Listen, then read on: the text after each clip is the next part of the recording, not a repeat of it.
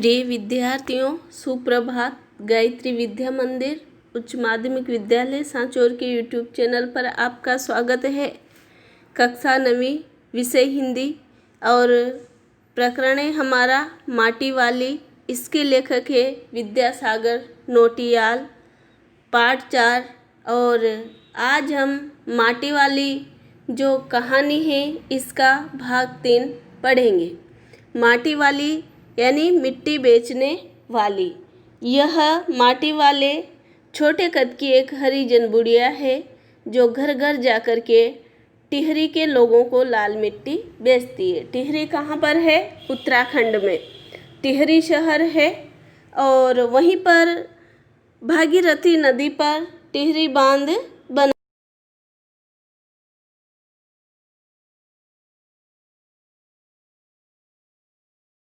के लिए एक झोपड़ी है और ज़मीन जायदाद कुछ नहीं है, वो भी दूसरे की ज़मीन पर ही झोपड़ी बनी हुई है। तो यहाँ पर विस्थापन की समस्या सबसे ज़्यादा है कि टिहरी बांध के कारण लोगों के सामने विस्थापन की समस्या आ जाती है और इसी समस्या का यहाँ पर चित्रण हुआ है। गरीबी का चित्रण हुआ है। गरीब और श्रमिक लोग विस्थापन की समस्या के कारण यानी टिहरी बांध बनाया गया है उत्तराखंड में भागीरथी नदी पर, तो इससे विस्थापन की समस्या उत्पन्न हो जाती है क्योंकि बांध के कारण पानी बस्तियां जो है पानी में जलमग्न हो जाती है और लोग संकट में पड़ जाते हैं। जो गरीब और श्रमिक लोग हैं वो संकट में पड़ जाते हैं। इसी मार्मिक कहानी का वर्णन इसमें किया गया है। यहाँ तक हम पढ़ चुके थे कि टिहरी शहर और माटी वाले के बारे में हमने जानकारी प्राप्त की। फिर उसे जो रोटियां मिलती उन्हें वो कपड़े में लपेटती, इसके बारे में जानकारी प्राप्त की।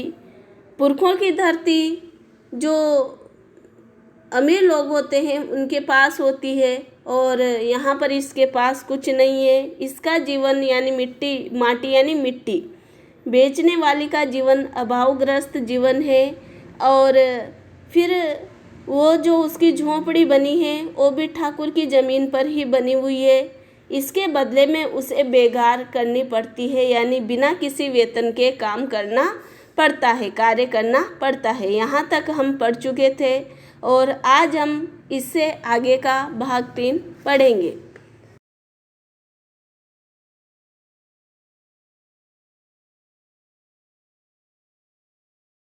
दी जाए या किसी भी कारण से किसी भी समस्या के कारण उसकी झोंपड़ी उजड़ जाती है तो फिर उसके सामने पुनर्वास यानी पुनः रहने की समस्या उत्पन्न हो जाती है जो इस कहानी में बताया गया है। आज वह एक गठरी में बदल गए यानी इसका जो बूढ़ा है इसका पति जो है वो वृद्ध है, बीमार रहता है। आज वह एक गठरी में बदल गए, अपने बुढ़े को कोरी रोटियां नहीं देगी। गठरी में बदल जाना यानी बिल्कुल ही कमज़ोर हो जाना, हड्डियों का ढांचा मात्र रह जाना। तो यहाँ पर इस कहानी में ये जो है गठरी में बदलना यानी कमर झुकने से कमज़ोर गठरी जैसा गोल शरीर लगता है। अपने वृद्ध पति के लिए माटी वाली कहती है। माटी बेचने से हुई आमदनी से उसने एक पाव प्याज खरीद लिया।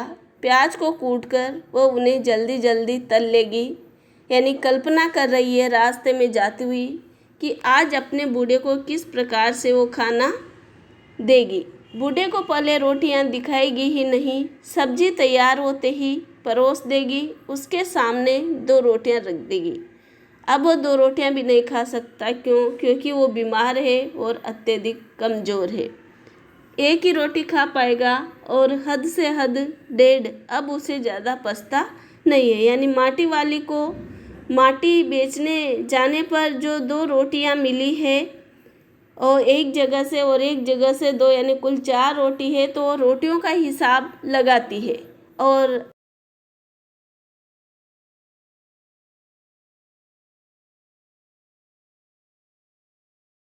एक रोटी तो उसके पेट में पहले ही जमा हो चुकी, यानी 4 रोटियों में से 1 रोटी वो खा चुकी है। 3 रोटी में 1.5 रोटी उसके पति को देगी और 1.5 वो स्वयं खाएगी। मन में यह सब सोचती है, हिसाब लगाती हुई अपने घर पहुंच जाती है। कौन? माटी वाली। उसके बूढ़े पति को अब रोटी की कोई ज़रूरत नहीं रह गई थी। क्यों नहीं रह गई थी? क्योंकि इधर माटी वाली, मिट्टी बेचने वाली रोटियों का हिसाब लगाती और शाम को अपने घर पहुंचती थी। वो सिर्फ कल्पना कर रही है, उधर उसकी मृत्यु हो जाती है। माटी वाली के पाँवों की आहट सुनकर हमेशा की तरह आज वह चौंका नहीं।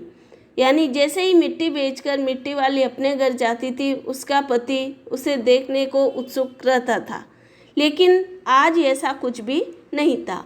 उसने अपनी नज़रें उसकी ओर नहीं घुमाई। घबराई हुई माटी वाली ने उसे छू करके देखा। किसे? अपने वृद्ध और बीमार पति को। वह अपनी माटी को छोड़कर जा चुका था। ध्यान दीजिएगा, यहाँ पर माटी तो क्या है? मिट्टी, जिससे लिपाई पुताई की जाती है, लेकिन वह अपनी माटी को छोड़कर जा चुका था। कौन? यानी मिट्टी वाली का जो वृद्ध पति था, बीमार पति था, वो माटी को, यानी अपने शरीर को, यहाँ पर माटी किसके लिए आया? शरीर के लिए, को छोड़कर जा चुका था। कहने का अर्थ यह है कि अब उसकी मृत्यु हो चुकी थी। टिहरी बांध पुनर्वास के साहब ने उससे पूछा कि वह रहती कहाँ है। टिहरी बांध जो बनाया गया है और उससे लोगों को जो विस्थापन की समस्या उत्पन्न हुई है, जिनके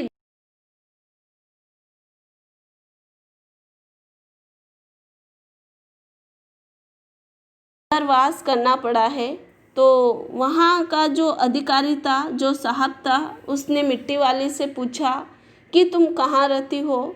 तुम तहसील से अपने घर का प्रमाण पत्र लेकर के आना।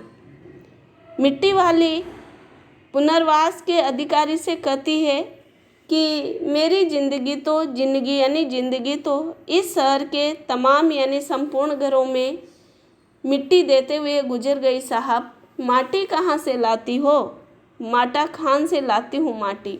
माटा खान यानी मिट्टी की खान, जहाँ से मिट्टी लाई जाती है, वह माटा खान चढ़ी है तेरे नाम। फिर जो अधिकारी है वो माटी वाली से पूछता है, क्या माटा खान जो मिट्टी की खान है वो तेरे नाम है? अगर है तो हम तेरा नाम लिख देते हैं।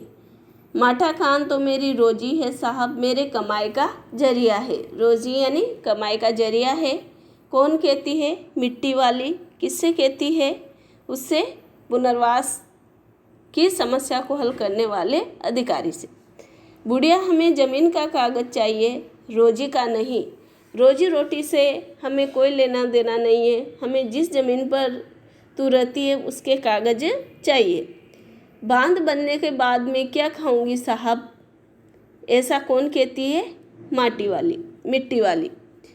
इस बात का फैसला तो हम नहीं कर सकते, वह बात तो तुझे खुद ही तय करनी पड़ेगी। यानी अब टिहरी बांध बनने वाला है। टिहरी बांध की 2 सुरंगों को बंद कर दिया गया है। टिहरी बांध बन चुका है और उसकी 2 सुरंगें जो है,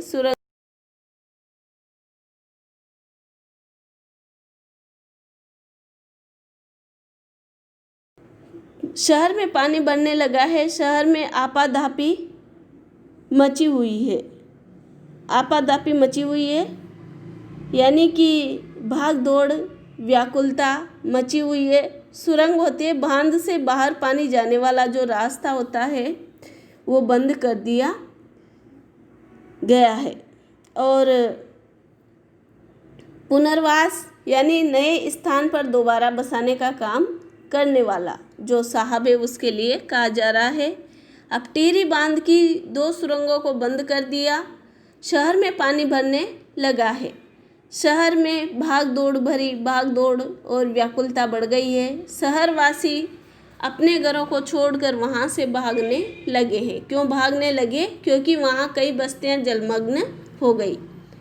पानी भर जाने से सबसे पहले कुल शमशान घाट डूब गए। सभी जो शमशान घाट है वो डूब गए। शमशान घाट क्या है? मृतकों का अंतिम संस्कार करने का स्थान होता है ना, शमशान। तो यहाँ पर वो डूब गए और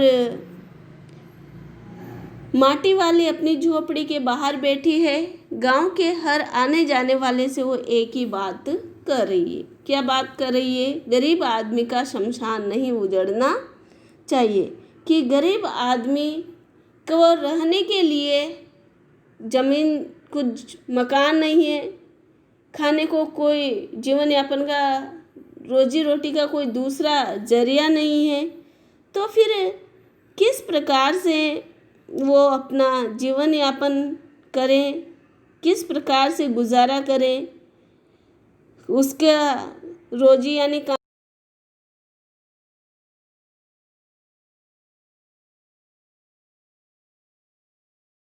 साधन है वो नहीं उजड़ना चाहिए, ताकि अंतिम समय में उसका अंतिम संस्कार हो सके। ऐसा वो हर आने जाने वालों से कहती है।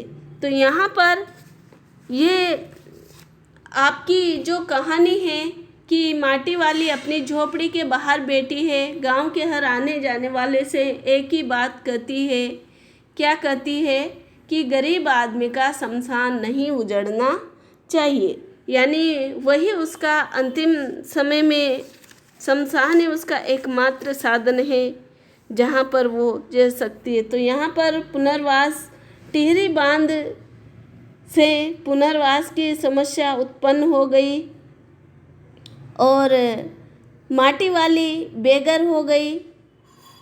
टिहरी बांध की 2 सुरंगें बंद होते ही और वो एक ही बात सबसे कर रही है कि शमशान नहीं उजड़ना चाहिए, गरीब का शमशान नहीं उजड़ना चाहिए, यानी रहने के लिए कुछ है नहीं और काम धंधा भी कुछ है नहीं। तो यहाँ पर हमने इसमें जाना, देखिए ध्यान दीजिएगा, इसमें विस्थापन शब्द आया था। मैंने आपको बताया विस्थापन की समस्या इस कहानी के माध्यम से प्रकट की गई है। आपको मैंने बताया था विस्थापन क्या होता है। तो अपना जो स्थापित स्थान है, जहाँ आप मूल स्थान है, जहाँ पर आपके बने बनाए घर हैं, उन्हें छोड़कर किसी अन्य स्थान पर जाकर के रहना विस्थापन कहलाता है। और इसके भी 2 कारण मैंने आपको बताए, प्राकृतिक और दूसरा मानवीकृत। प्राकृतिक जो जैसे उसका कोई कुछ नहीं कर सकता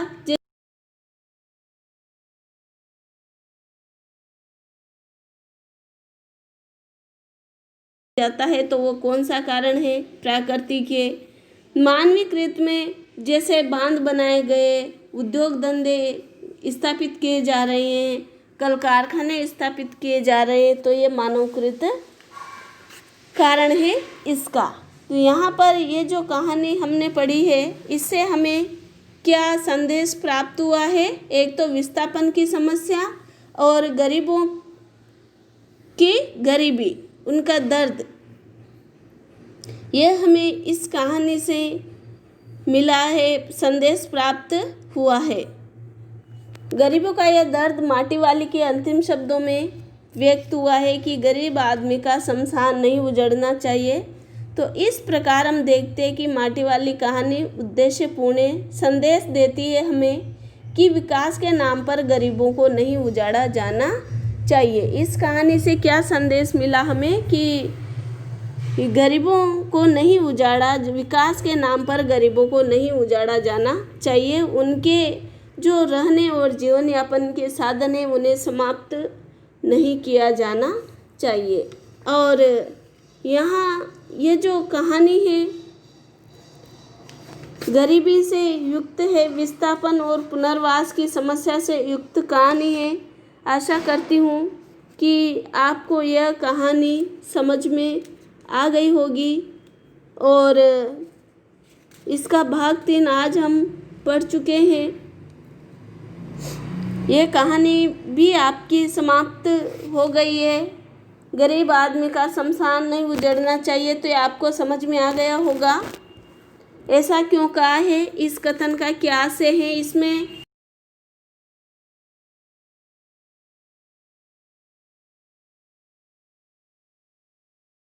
क्या आज से हैं।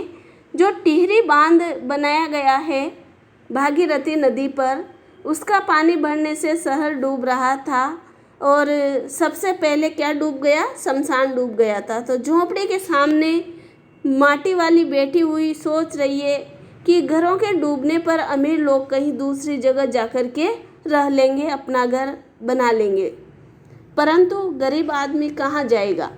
इस शहर में उसका कोई घर भी नहीं है। शमशान ही तो उसका अपना है जो अंतिम समय में उसे शरण देगा। उसके डूबने पर, उसके उजड़ने पर, यानी शमशान के, उसका कहीं भी ठिकाना नहीं है। इसीलिए मरने पर उसे अंतिम संस्कार के लिए 2 गज जमीन तो मिल जाएगी। इसीलिए यहाँ पर बुढ़िया ऐसा कहती है कि गरीब आदमी का शमशान नहीं उजड़ना चाहिए। ये आपकी कहानी समाप्त होती है और आज के लिए इतना ही। धन्यवाद।